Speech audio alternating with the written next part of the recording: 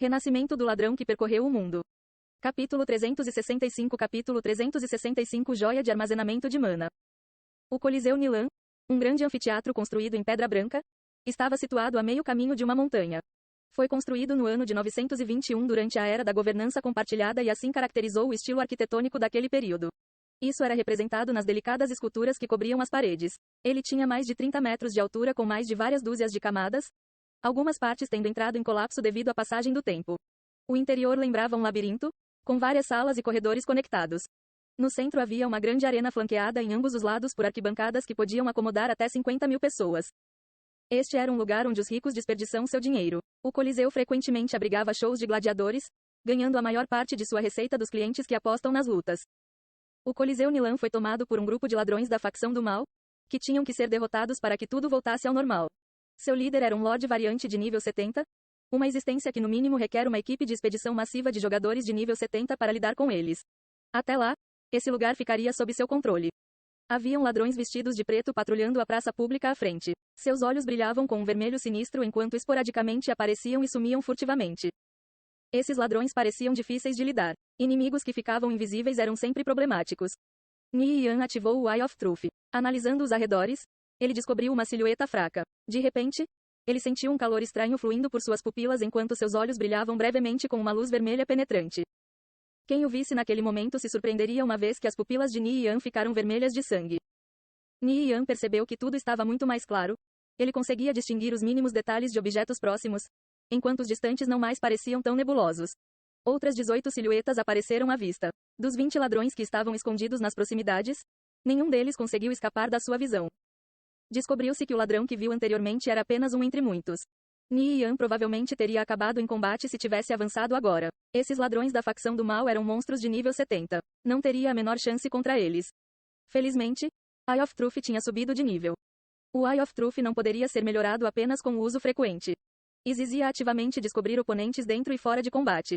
Isso era para evitar que os jogadores aumentassem a proficiência de maneira barata. O sistema também tinha outras restrições em relação ao alvo da habilidade. Eye of Truth, aprimorado, veja através do disfarce ou furtividade de um oponente. O sucesso depende do nível do alvo. Tempo de recarga: 120 segundos. Niyan teria 80% de chance de detectar através da furtividade de um ladrão de igual nível com a versão aprimorada do Eye of Truth. Sua capacidade de ver através do disfarce de um alvo também foi aumentada para 70%.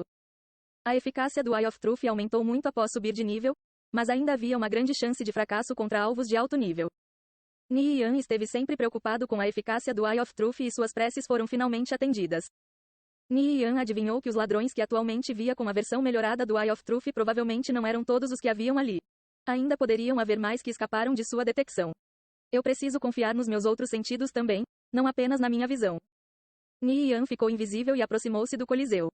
Os ladrões da facção do mal eram monstros de nível 70. Eles eram poderosos em combate, mas suas habilidades de detecção eram muito fracas. Isso permitiu que Niyan passasse por eles furtivamente. Niyan observou os movimentos desses ladrões da facção do mal por um tempo antes de descobrir um caminho à frente e ignorar o grupo deles. Ele continuou e viu vários ladrões passando perto dele. Podia detectar suas auras sanguinárias. Depois de passar por vários ladrões, Niyan de repente sentiu algo se aproximando pela esquerda. Ele ativou Shadow Waltz e correu 7 metros à frente. Niyan olhou para trás e viu um ladrão da facção do mal sair do stealth em sua posição anterior olhando em volta. Não conseguiu descobrir nada e desapareceu novamente. Respirando aliviado, Niyan olhou para frente. Ele estava a apenas 100 metros da entrada do Coliseu, 2 portões de metal que passavam sentimentos sombrios. Felizmente, não eram guardados por nenhum monstro. Não muito longe estava um baú de ouro escondido num canto. Niyan avançou mais 50 metros, após o que o número de ladrões na vizinhança diminuiu drasticamente. Depois de passar por um pequeno grupo deles, ele chegou na frente do baú de ouro sem nenhum problema. Então se abaixou e começou a abri-lo. Abrindo a baú do tesouro. Progresso: 2%, 7%. Um tempo depois, o baú se abriu com um estalo. Niyan se abaixou e procurou antes de pegar uma pérola azul. Era tão grande quanto seu punho e gelada ao toque, parecendo uma grande safira que brilhava com um suave brilho azul. Era perfeitamente redonda e lisa, exceto por um pequeno buraco do tamanho de um mindinho no topo. Niyan avaliou a pérola com transcendente insight. Joia de armazenamento de mana: 2. O jogador pode armazenar mana dentro desta joia, que pode ser usada mais tarde para conjurar magia. Capacidade: 0, 5.000 mana. Tempo de recarga: 1 dia. É uma joia de armazenamento de mana com uma classificação de qualidade 2. Não é ruim. Ni Yan teve uma agradável surpresa. Joia de armazenamento de mana era basicamente uma poção de mana recarregável. E esta pode armazenar até 5.000 pontos mana. Isso era equivalente a uma poção de mana avançada. Como não compartilhava um tempo de recarga com as poções de mana, um mago poderia usá-la em um momento crucial para salvar sua vida. Nos estágios finais do jogo, joias de armazenamento de mana se tornaram um item essencial para magos. Jogadores com um pouco de riqueza carregavam uma. As joias de armazenamento de mana com uma classificação 1 eram bastante comuns, enquanto aquelas com uma classificação 2 eram mais raras. As joias de armazenamento de mana só poderiam ser encontradas a partir dos mapas do nível 70. Esses itens ainda não haviam aparecido no mercado. No entanto, eles provavelmente iriam valer cerca de 9.000 moedas de ouro. Ni Yan pensou por um momento. Provavelmente era melhor dar a joia de armazenamento de mana a um sacerdote. Yang Seven, Painted Muslin, Black Heaven, serviria para qualquer um deles. Não importava quem, já que eram todos os 3 membros contratados.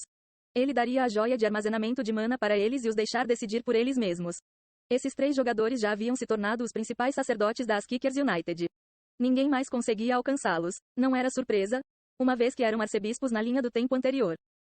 Com uma joia de armazenamento de mana, eles teriam mais uma garantia durante as expedições. Eu sempre acho algo legal toda vez que exploro novos mapas. Ni Yan jogou a joia de armazenamento de mana em sua bolsa e continuou avançando. Quando Ni Yan chegou em frente à entrada, colocou as mãos nos portões de metal e os empurrou com toda a força. Os portões de metal finalmente abriram com um gemido alto, permitindo que Ni Yan entrasse. Os arredores estavam escuros e ele sentiu um sopro frio na cara. À sua frente havia um corredor sinuoso cheio de entradas que levavam a outras salas de ambos os lados. Ni Yan entrou em stealth e começou a explorar o corredor. Ele examinou com Eye of Truth, mas não descobriu nenhum monstro vagando. Era perigoso demais invocar Liu Gold em um lugar como este. O corredor estava decorado luxuosamente com um tapete dourado que se estendia ao longe. Havia lâmpadas de cristal nas paredes, suas chamas balançando para frente e para trás com o vento.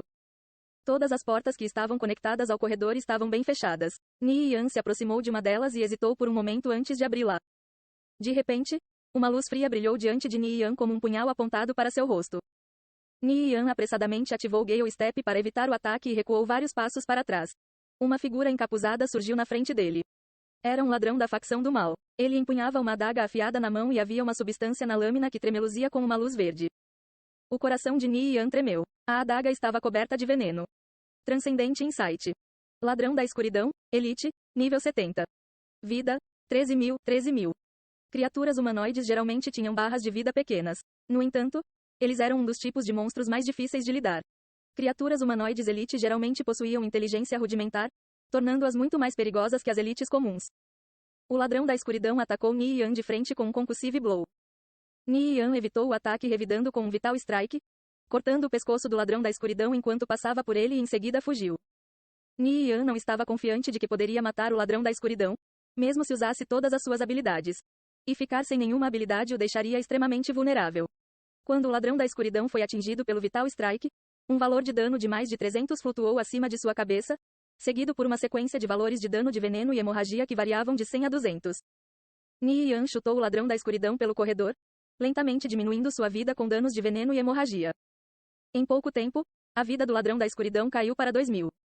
Ni Yan fez uma pausa por uma fração de segundo, levando o ladrão da escuridão a atacar imediatamente com a adaga na mão. Com Shadow Waltz, Ni Yan se agachou ao redor do ladrão da escuridão e depois o esfaqueou nas costas com um lacerate e eviscerate. O sangue jorrou no ar. Depois disso, ele correu imediatamente, sem se atrever a demorar nem por um segundo.